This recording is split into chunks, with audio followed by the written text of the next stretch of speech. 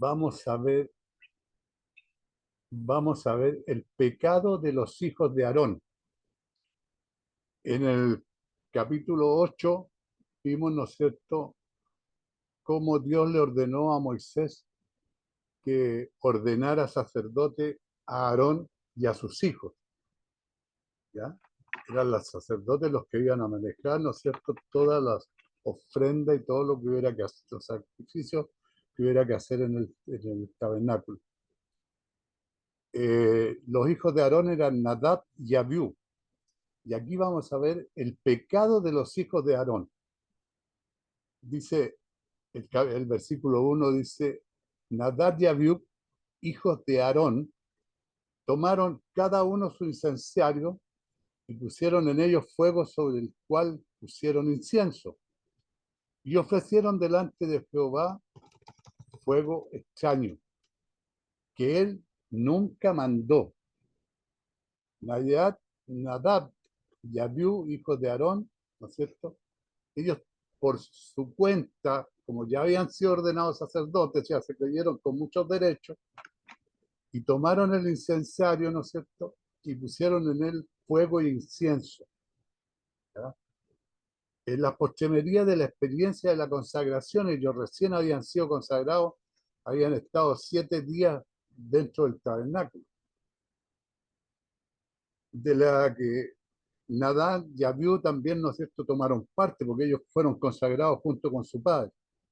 Estos dos hijos de Adón buscaron conectar con Dios a su manera, aparte de las ceremonias específicas que Dios reveló a Moisés, ellos quisieron hacer su propia ceremonia.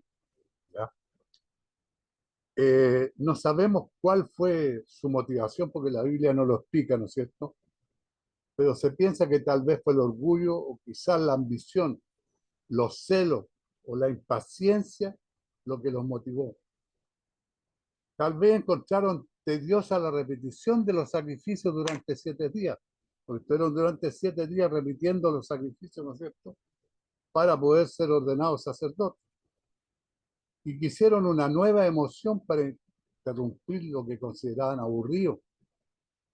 Bueno, cualquiera que haya sido su motivación exacta, no fue la santidad para Jehová. Jehová no lo consideró acepto, no lo consideró santo. ¿Ah? Más bien lo consideró, ¿no es cierto?, una ofensa. Nadab y Abiú tenían un legado de grandes experiencias espirituales, pues, hermano, porque ellos vieron de primera mano todos los milagros que Dios hizo al sacar a la nación de Israel de Egipto. Ellos escucharon la voz de Dios, vieron el fuego, el relámpago, el humo, y sintieron el trueno y el terremoto con el resto de la nación en el monte Sinaí. O sea, ellos tenían experiencia en esto, ¿ya?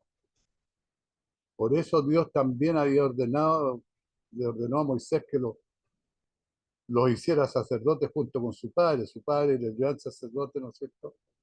Y ellos eran sacerdotes.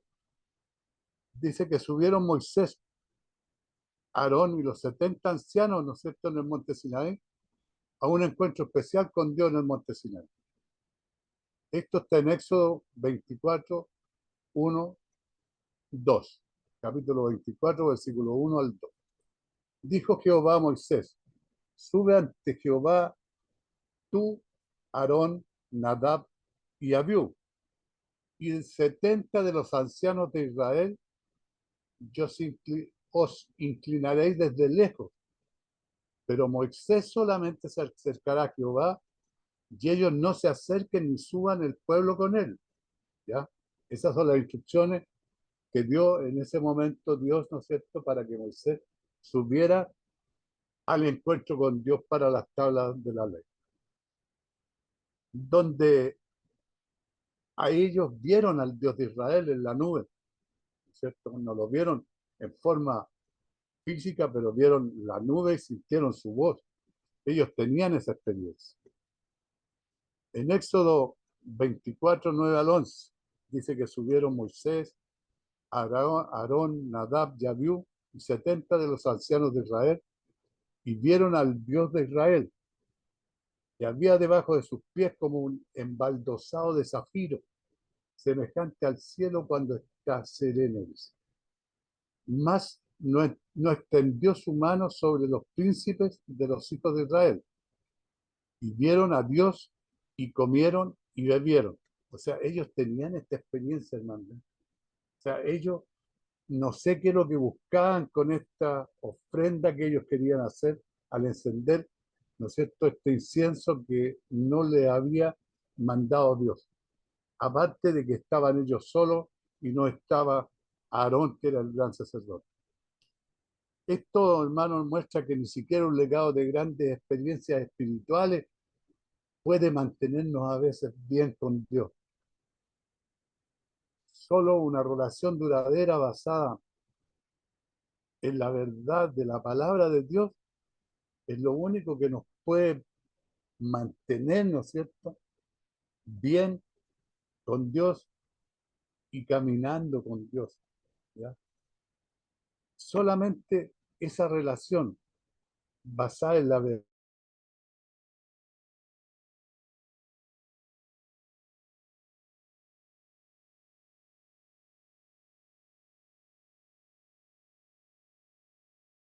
Se congeló el hermano Luis.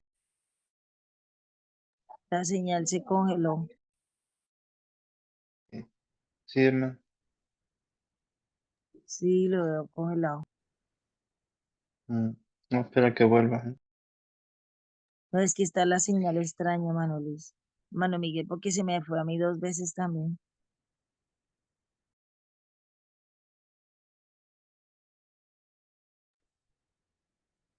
Hermano Luis, ¿cómo está la hermana Carmen?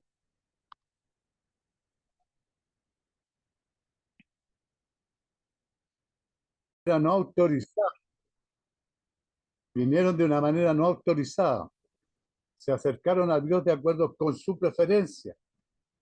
Ellos no siguieron el patrón instituido por Dios, por lo que Dios consideró esto como fuego extraño, hermano, ¿ya? Esto era un mal uso del incienso especial. Este incienso se consideraba sagrado para Jehová. En Éxodo 30, del 35 al 37, nos aclara: y harás de ello, dice, el incienso, un perfume según el arte del perfumador, bien mezclado, puro y santo. Molerás parte del polvo fino y lo pondrás delante del testimonio en el tabernáculo de reunión, donde yo me mostraré a ti, os será cosa santísima. Como este incienso que harás, no os haré otro según composición. O sea, le está diciendo que como este incienso para él no podían hacer ningún otro, considerando la composición que tenía el que él estaba pidiendo, que será cosa sagrada para Jehová. Cualquiera que hiciere otro como este para olerlo, será cortado de entre su pueblo. O sea, vemos que había una advertencia. No debía ser usado en el experimento de alguien con Dios. Era, estaba claro. El fuego extraño era un fuego que no se encendía del altar, ¿no es cierto?, del holocausto. Era un fuego que no estaba asociado a la obra expiatoria y redentora del sacrificio. Era fácil pensar: el fuego mientras arda es fuego, ¿no es cierto?, está bien. En el caso de Nadab y Abiú, eso fue literalmente un error, hermano, mortal, un error mortal que cometieron. El fuego en el altar del holocausto era sagrado, era encendido por Dios mismo. Dios encendía el fuego. Levítico 9:24 nos da un ejemplo: y si salió fuego delante de Jehová y consumió el holocausto con las grosuras sobre el altar, y viéndolo todo el pueblo alabaron y se postraron sobre sus rostros. O sea, aquí nos queda claro, era Dios el que encendía el fuego del altar. ¿Ya? Nadab y Abiú ofrecieron un fuego de su propia fabricación. Tal vez pensaron que todo fuego era el mismo. Y una persona sin discernimiento pudo estar de acuerdo con ellos. Pero no todo fuego es el mismo. Y hay una gran diferencia entre el fuego encendido por Dios y el fuego conjurado por el hombre. Nuestro incensario a menudo arden con fuego extraño también. Cuando puede brillar el llamado culto cristiano, cuando es hecho con egolatría o con celo partidista, cuando buscamos adorar a Dios por lo que podemos conseguir, cuando nos precipitamos en su presencia con deseos ardientes y ansiosos que no hemos subordinado a su voluntad, estamos quemando fuego extraño que Él nunca nos mandó. Tampoco debemos olvidar que el propio Satanás puede engañar con el fuego, por hermano. En la gran tribulación, el anticristo y su asociación podrán hacer descender fuego del cielo a la tierra, delante de los hombres. ¿Ya? Apocalipsis capítulo 13, versículo 13 dice, también hace grandes señales, dice, de tal manera que aún hace descender fuego del cielo a la tierra delante de los hombres. Esto, ¿no es cierto?, lo usará el anticristo, este fuego, para engañar a los que no tienen discernimiento, a los que no conocen, a los que no han aceptado a Cristo, a los que han vivido su vida como ellos han querido. De delante de Jehová. Esto puede tener el sentido de que se atrevieron incluso a traspasar el velo, a ir al lugar santísimo donde estaba el arca de la alianza. Tal vez pensaron que habían logrado demasiado durante su tiempo de consagración y ahora eran dignos de entrar, ¿no es cierto?, hasta el tabernáculo de la alianza. En Levítico 16, capítulo 16, versículos 1 y 2, dice, habló Jehová a Moisés después de la muerte de los dos hijos de Aarón, cuando se acercaron delante de Jehová y murieron, y Jehová dijo a Moisés, di a Aarón, tu hermano, que no en todo tiempo entre en el santuario detrás del velo, delante del propiciatorio, que está sobre el arca, para que no muera, porque yo apareceré en la nube sobre el propiciatorio,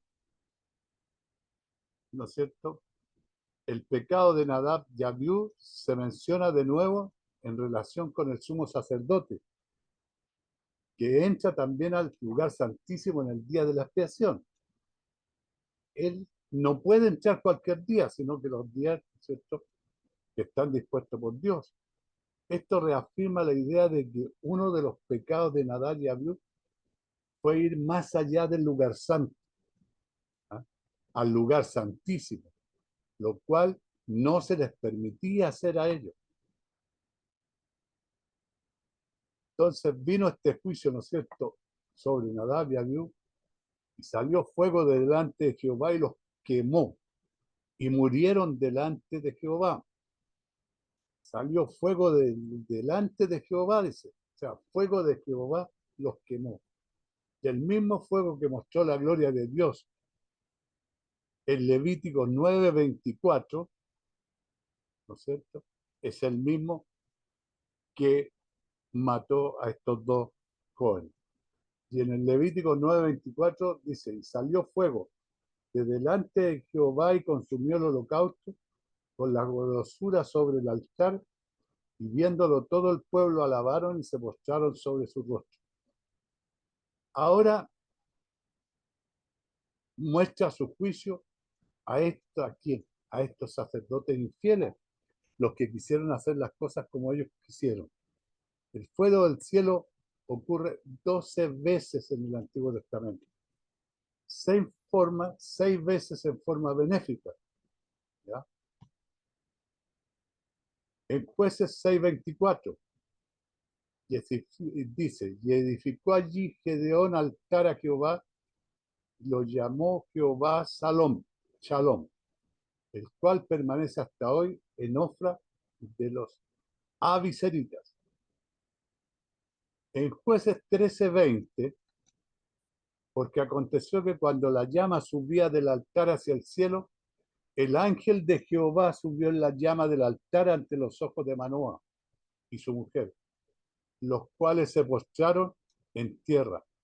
Estos son los fuegos que salen de Dios. ¿Ya? Eran los fuegos que Dios había ordenado y salen de él, no del hombre. En Primera de Crónicas 21:26, ¿no es cierto? Dice, y edificó allí David un altar a Jehová, en el que ofreció holocausto y ofrendas de paz, e invocó a Jehová, que él le respondió por fuego desde los cielos en el altar del holocausto. En Segunda de Crónicas 7:2 nos dice, y no podían entrar los sacerdotes en la casa de Jehová, porque la gloria de Jehová había llenado la casa de Jehová. En Primera de Reyes 18:38, a ver si lo tengo yo por acá para leérselo. Dice,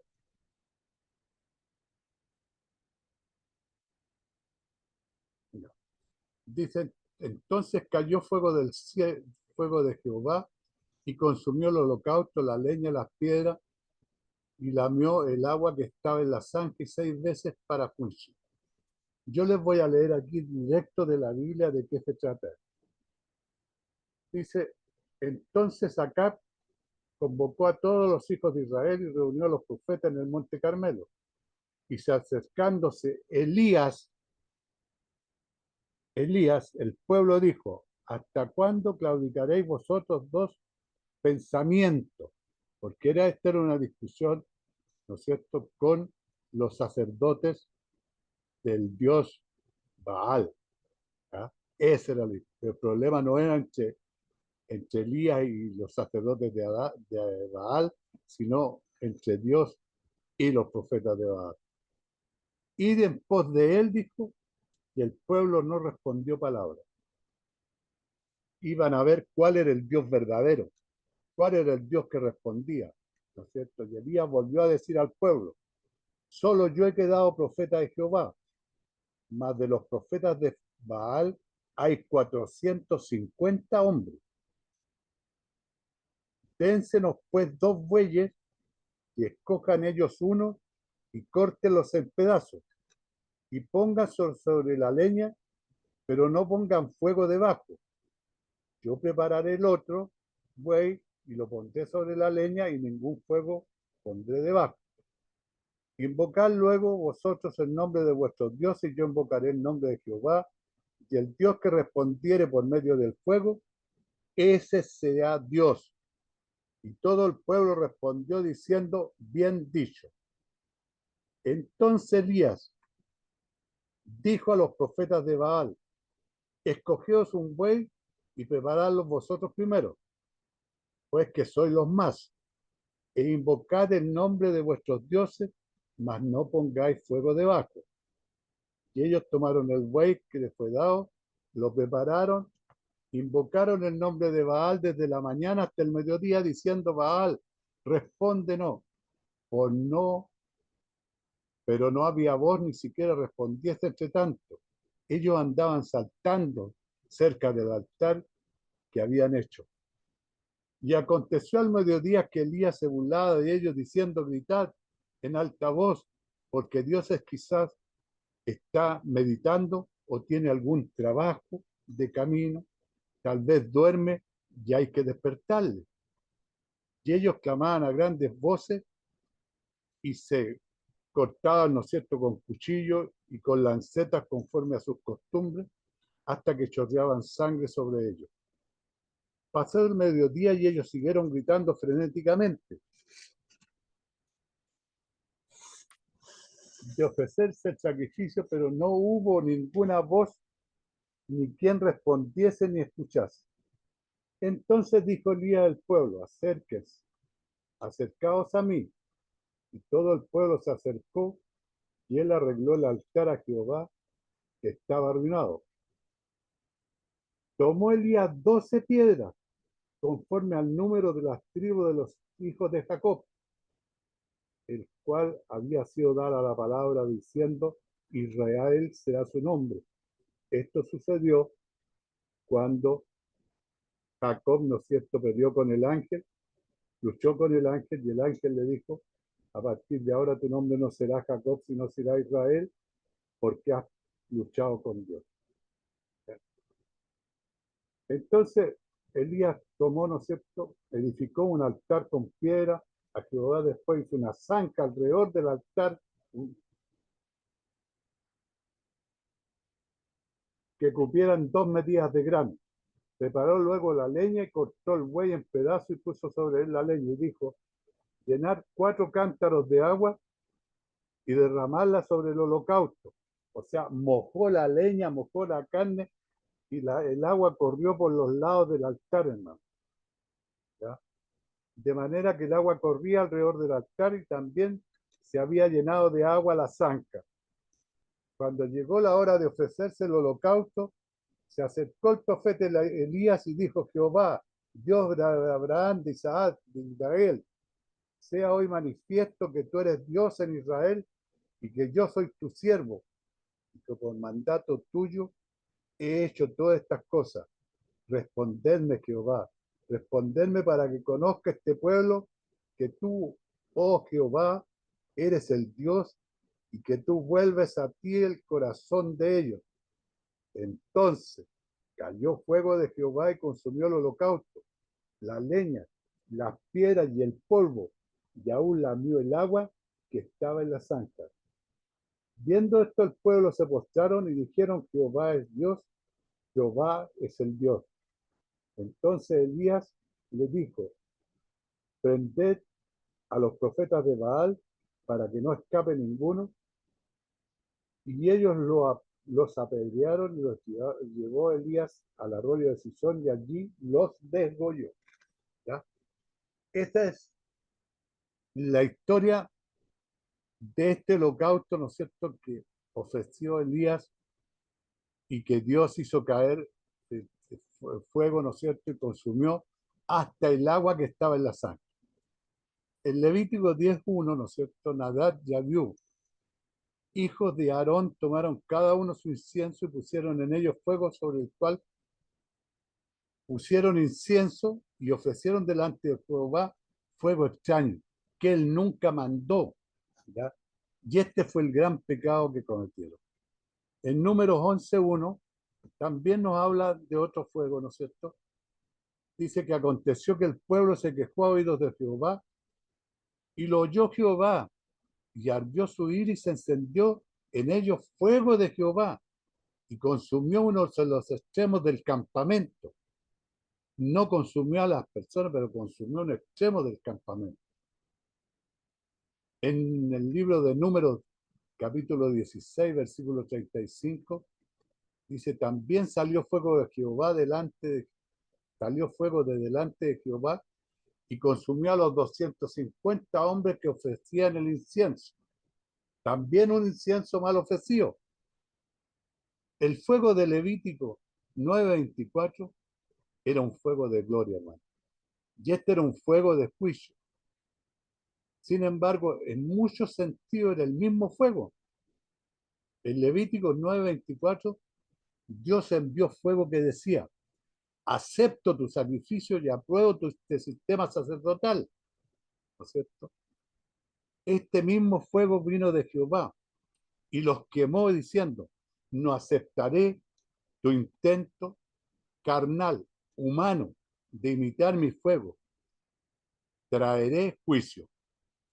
O sea, había una diferencia en el fuego en que Jehová sabía de Jehová, ¿no es cierto? Y el intento del carnal humano de imitar el fuego que venía de Jehová, ¿no es cierto? Y este fuego es el que les trajo el juicio y los mató. El fuego, hermano, es una figura de la búsqueda de juicio, una figura de purificación de nuestras obras para Jesús. Será probada por el fuego.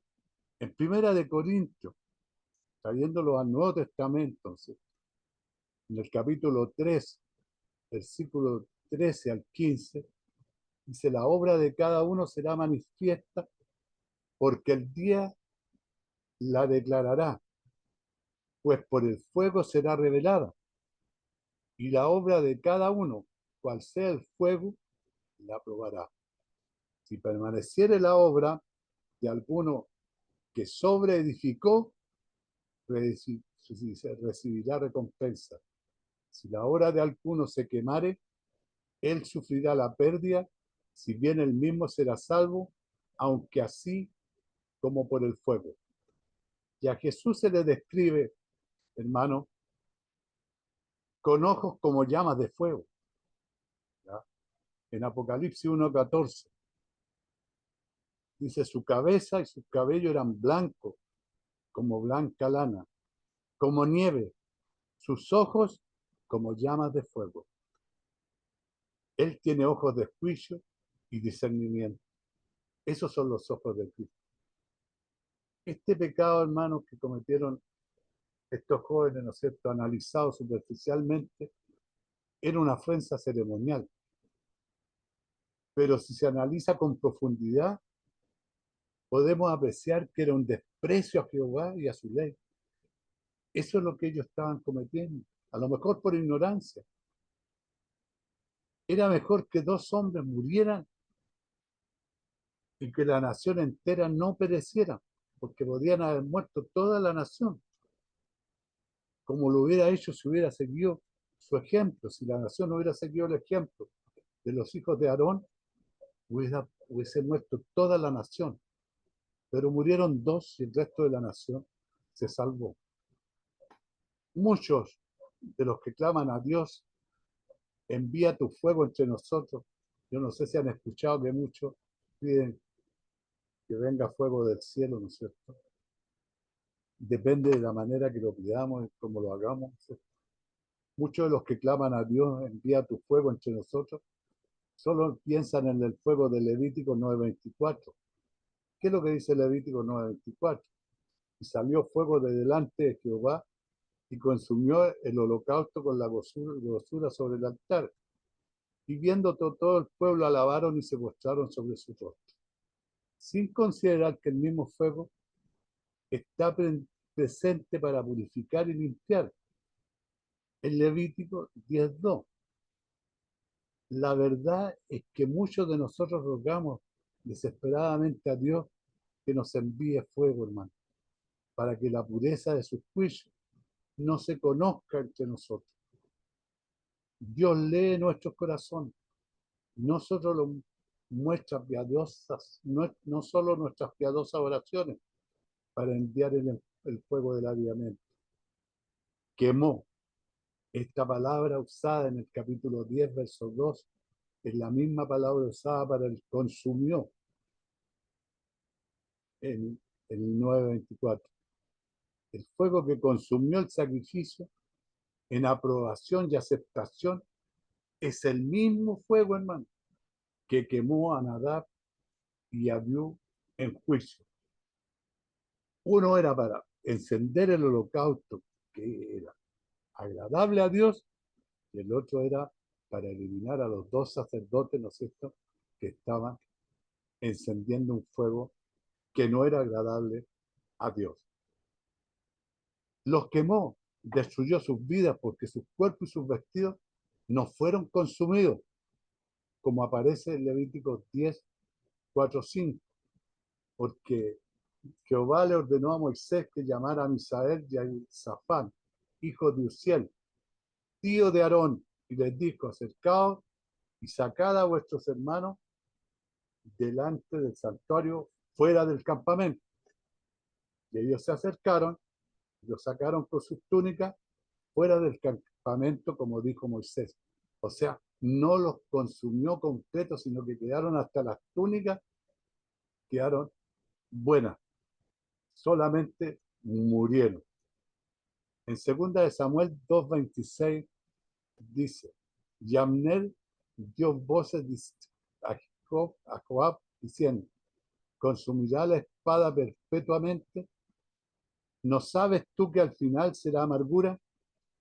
¿Hasta cuándo nos dirás al pueblo que vuelva a perseguir a sus hermanos? Así el rayo mata muchas veces a las personas, sin que sus cuerpos, sus vestidos sufran daño alguno. Ellos murieron delante de Jehová por lo que habían hecho. Pueden haber sido fulminados en el tabernáculo, en la propia tienda de reunión. La advertencia de Dios a Moisés y Aarón, ¿no es cierto?, fue clara. Dijo Moisés a Aarón: esto es lo que habló Jehová, diciendo: en lo que a mí se acerca, me santificaré, y en presencia de todo el pueblo seré glorificado. Y Aarón calló. En los que a mí se acercan, me santificaré. Muchos piensan que pueden venir a Dios a su manera, hermano. Nosotros no podemos ir ante Dios a nuestra manera. Podemos ir como somos, ¿ah? Pero no como nosotros queramos. Tenemos que hacerlo, ¿no es cierto?, como Dios lo exige. Ser santificado por todo aquello que se acercan a Él, ¿ya? Pero no presentarnos como nosotros queramos, sino de acuerdo, ¿no es cierto?, a lo que Dios nos tiene ordenado en su palabra, cómo debemos acercarnos, ¿ya? Ahora, no podemos equivocarnos, ¿no es cierto? Podemos llegar a Dios tal como somos, pero no podemos llegar a Él de manera que nos plazca. Debemos venir por el camino que Él ha provisto, el camino hecho en Jesucristo para nosotros los cristianos. Ese es el camino por el que tenemos que llegar a Dios, no como nosotros nos plazca, no como nosotros queramos. La única manera de llegar, el camino para llegar a Dios, dice Jesucristo: yo soy el único camino al Padre, por mí llegaré al Padre. Entonces, ese es el camino nuestro, no es cualquier camino, no es como nosotros queramos, sino como Dios quiere. Significa: me santificaré, dice Dios, ¿no es cierto? Significa que Dios mostrará su santidad. Cada vez que nos acerquemos a Dios por medio de Jesucristo, Él nos mostrará su santidad, como se la mostraba a los sacerdotes que se acercaban como corresponde, o a las personas que se acercaban, ¿no es cierto?, con humildad. Significa que los siervos de Dios deben honrarle de una manera apropiada para un Dios santo, porque Él se va a santificar. Dios será santificado y la persona también será santificada, ya sea en la sinceridad de la conversación de los hombres o de lo contrario en la severidad de su condena, porque tenemos dos cosas. Podemos tener, ¿cierto?, santificación, podemos tener condena. Depende cómo nos presentemos. Y Dios repite, dice: en presencia del pueblo seré glorificado. Esto nos recuerda que Dios debe ser glorificado en la congregación de su pueblo. ¿Cuál es el pueblo de Dios que tenemos en este momento? El pueblo de Dios es la iglesia. La iglesia somos cada uno de nosotros. Y tenemos que acercarnos a Dios, ¿no es cierto?, en la forma que Él nos está ordenando por medio de Cristo. ¿Para qué? Para que Él sea glorificado y nosotros seamos glorificados. Él quiere glorificarse en su pueblo. El enfoque no debe estar, hermanos, en el hombre, en su inteligencia, en su perspicacia o en su ingenio. Aquellos que no glorifiquen a Dios no serán recompensados. Y eso es claro. Porque Dios quiere ser glorificado. Significa que Dios guardará y proclamará su gloria. Seré glorificado. Significa que los siervos de Dios deben preocuparse por la gloria de Dios. No por su propia gloria. No por nuestra propia búsqueda de emociones o curiosidades, sino para la gloria de Dios, hermano. Aarón cayó, ¿no es cierto?, en el momento que Dios ordenaba que sacaran a sus hijos fulminados porque Dios lo perdonó porque estaba en luto. Entonces, acababa de ver a dos de sus hijos fulminados delante de Jehová. Era natural que cuestionara o incluso que se lamentara, pero Dios no lo permitió. En ese momento el respeto a la santidad de Dios era más importante que el derecho de Aarón a lamentarse. Y Aarón pudo ver esta ofensa desde el punto de vista de Dios. Pudo darse cuenta Aarón de lo que sus hijos habían hecho. No verlo solo desde el punto de vista, de su propio punto de vista como padre. Que muestra más elegante, hermanos, es esta de su afecto paternal, de su profundo entendimiento de Dios, de la percepción de sus hijos y de su propia sumisión a la justicia de Dios. Aarón aquí demostró su humildad. Él era un padre que estaba sufriendo, pero este profundo entendimiento de la presunción de sus hijos y de su propia sumisión a la justicia de Dios, ¿no es cierto?, lo puso en humildad. Las secuelas del juicio de Dios sobre Nadab y Abiú. Los cuerpos son retirados. Llamó a Moisés, a Misael y el Zafán, hijos de Uziel, tío de Aarón, les dijo que se acercaran y sacaran del santuario, ¿no es cierto?, fuera del campamento, los cadáveres de estos jóvenes.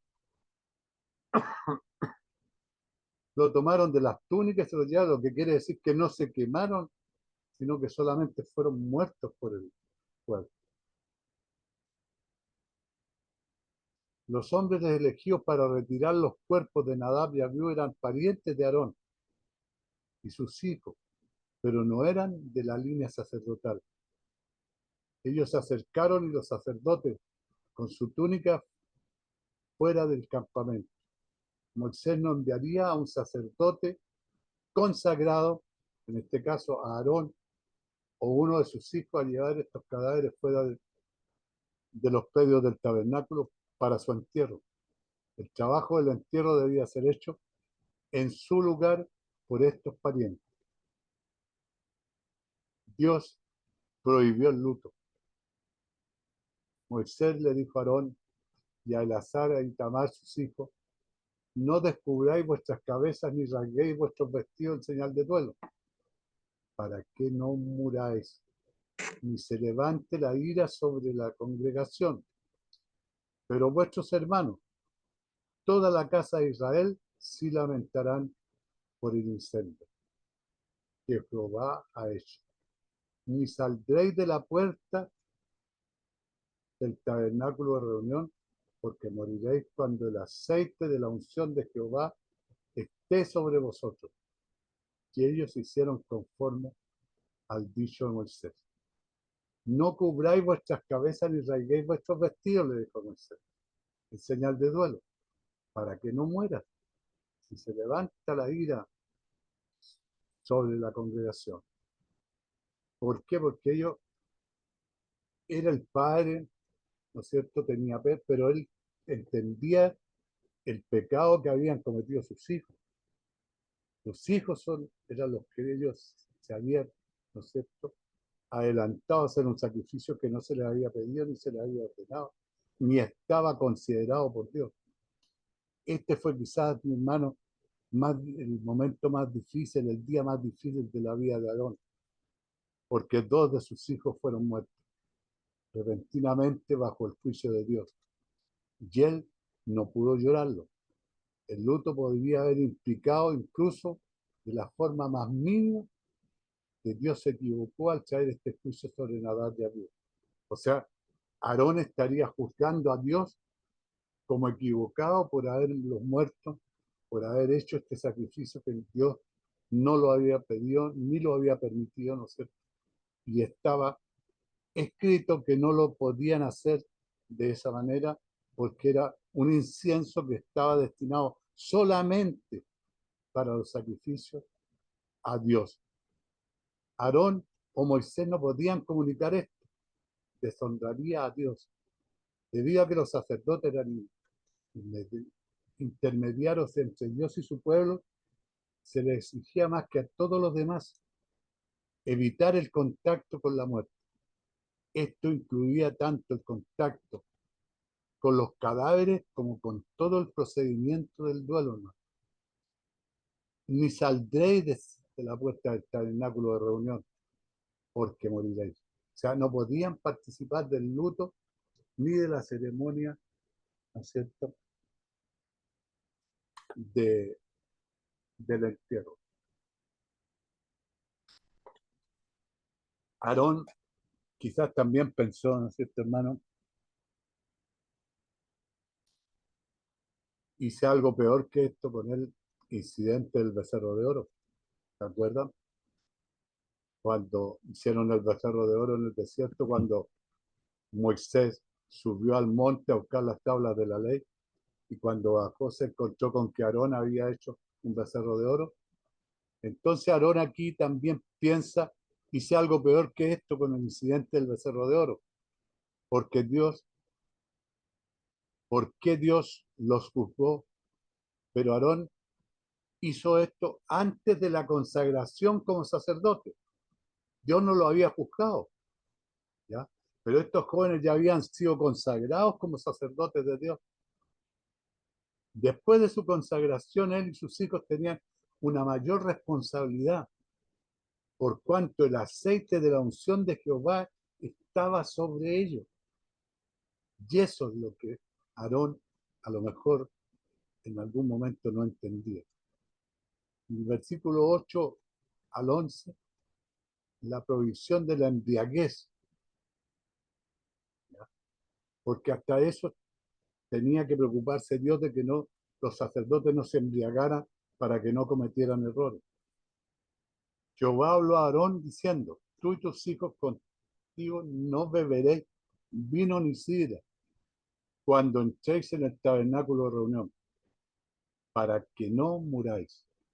Estatuto perpetuo será para vuestras generaciones, para poder discernir entre lo santo y lo profano, y entre lo inmundo y lo limpio, y para enseñar a los hijos de Israel todos los estatutos que Jehová les ha dicho por medio de Moisés.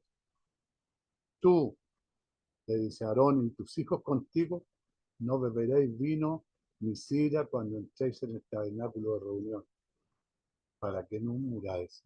Este mandamiento para los sacerdotes de Israel vino inmediatamente, hermanos, después del juicio de Nadab y Abiú. Esto nos hace creer, nos hace pensar que pueden haber estado borrachos cuando ofrecieron tontamente este fuego extraño delante de Jehová.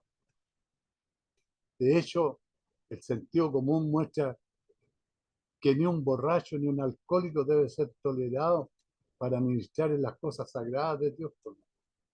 Porque una persona que tiene su mente en otro lugar por el alcohol no puede ministrar en las cosas sagradas. Nada tiene más poder para desdibujar la agudeza de la perspectiva moral y religiosa que una pequeña cantidad de alcohol o de droga en estos tiempos. Dios debe ser adorado con una mente clara, con un corazón que late naturalmente. Los labios manchados de vino no serían aptos para pronunciar palabras sagradas, hermano.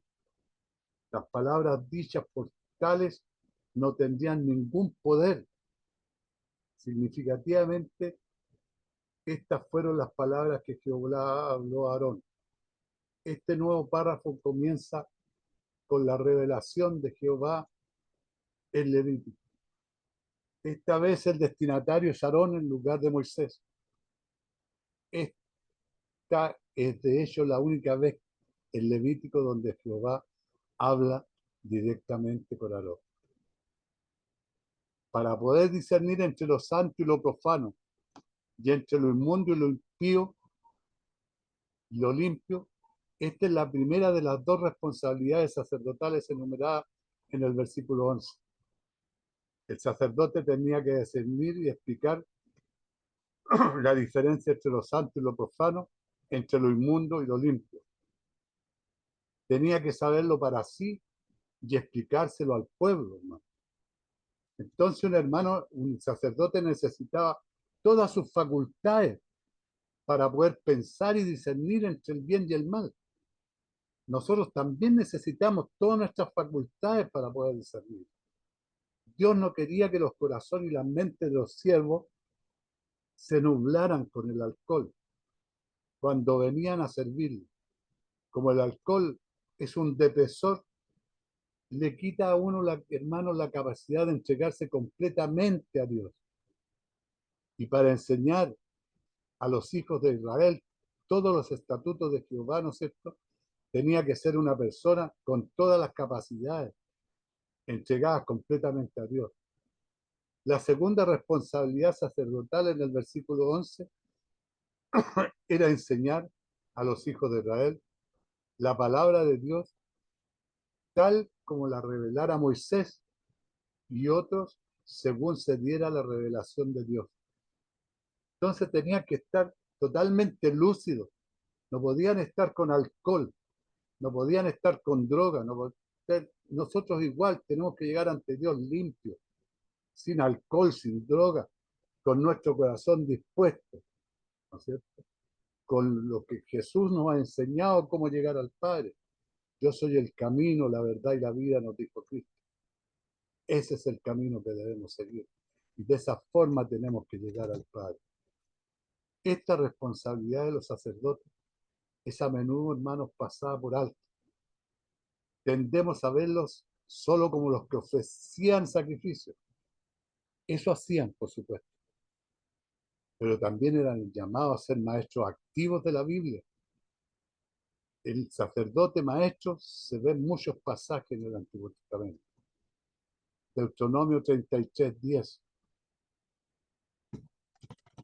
dice: enseñarán tus juicios a Jacob y tu ley a Israel.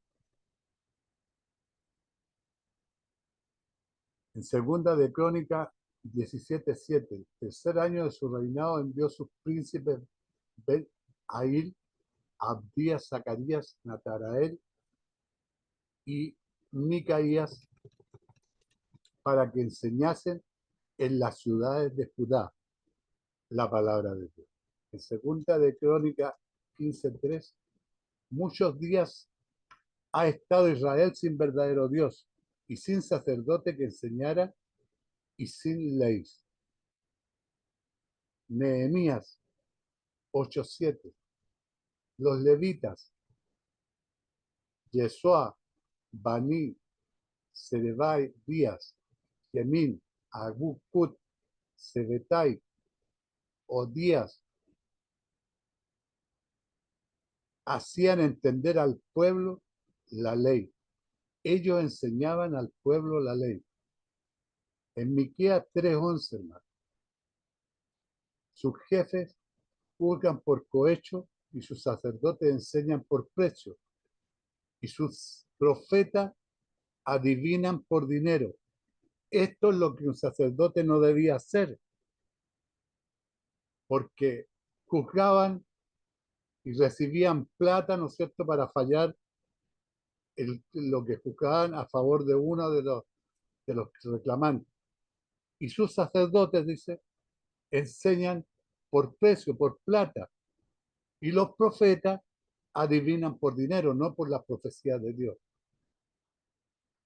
En Ezequiel 7:26, quebrantamiento.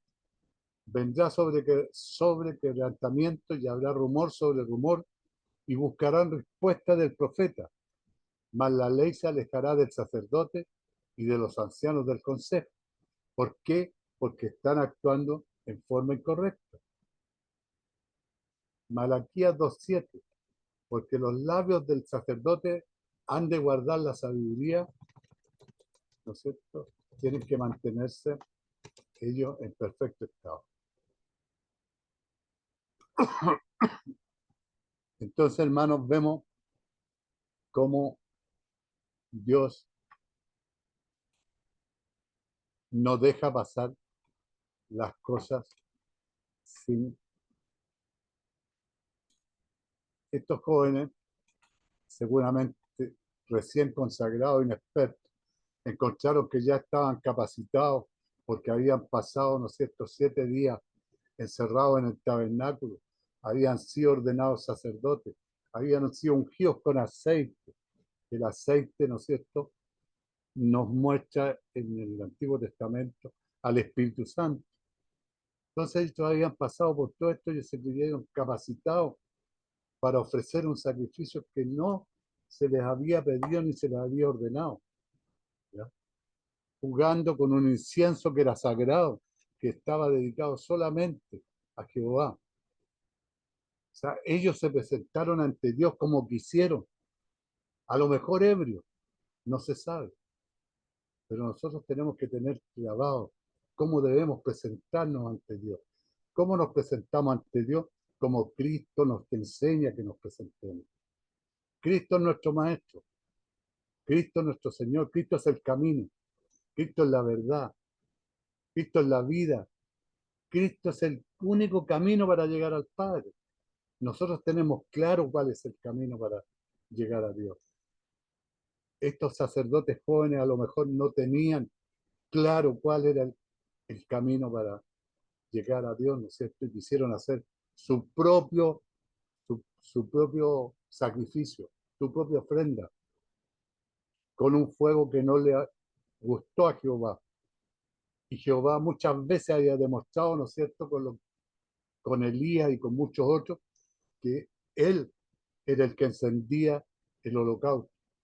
No era Moisés, no era el sacerdote, él lo encendía. Era con fuego de Dios que se encendía el holocausto. Hermano, que Dios los bendiga.